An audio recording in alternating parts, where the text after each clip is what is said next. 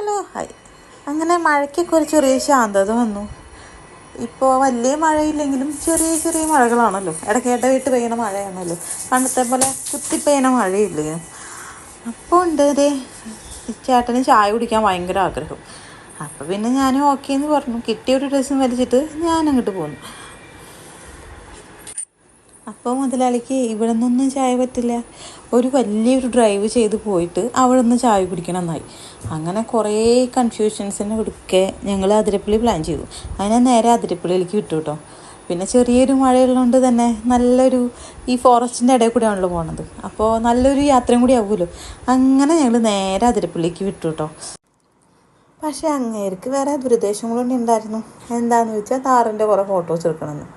പക്ഷേ ഫോട്ടോസ് എന്തോ എടുക്കാൻ പറ്റിയില്ല. അതിൻ്റെ ഇടയിൽ ഈ പറയണ പോലെ ചെറിയ മഴ വീണ്ടും പെയ്തു കേട്ടോ. അപ്പോൾ അങ്ങനെ വീഡിയോ എടുക്കലൊന്നും നടന്നില്ല.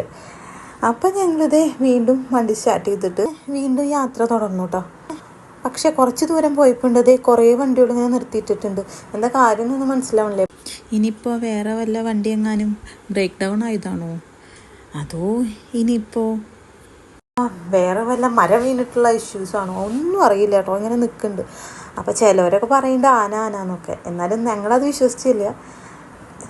കാരണം കുറച്ച് ദൂരം കൂടെ ആയിട്ടുള്ളൂ, അപ്പോഴേക്ക് ആന വരുമെന്നൊക്കെ ഒരു ചിന്തയായിരുന്നു. പക്ഷേ ഫോറസ്റ്റിൻ്റെ വണ്ടി കണ്ടോട് കൂടിയിട്ട് ഞങ്ങൾക്ക് കാര്യം മനസ്സിലായി, ആന ഉണ്ടായിരുന്നു. അങ്ങനെ അന്വേഷിച്ചപ്പോൾ 12 ആന ഉണ്ടായിരുന്നു അത്രേ.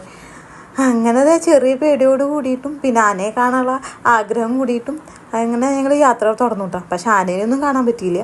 അങ്ങനെ വീണ്ടും യാത്ര ഇങ്ങനെ പോയിക്കൊണ്ടിരിക്കുകയാണ്. അതിൻ്റെ ഇടയിൽ ചെറിയ ചെറിയ മഴയുണ്ട്.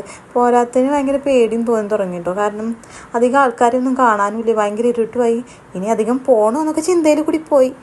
പക്ഷേ പിന്നെ അതിരപ്പള്ളി വാട്ടർഫാൾസിൻ്റെ എൻട്രൻസിൻ്റെ അവിടെ എത്തിയപ്പോൾ അത്യാവശ്യം ആൾക്കാരുണ്ടായിരുന്നു കേട്ടോ. അതേപോലെ ഷോപ്സും തുറന്നിട്ടുണ്ട്. അങ്ങനെ ഞങ്ങൾ നേരെ അവിടെ ഇറങ്ങി ചായ മേടിച്ചു, സ്നാക്സ് കഴിച്ചു.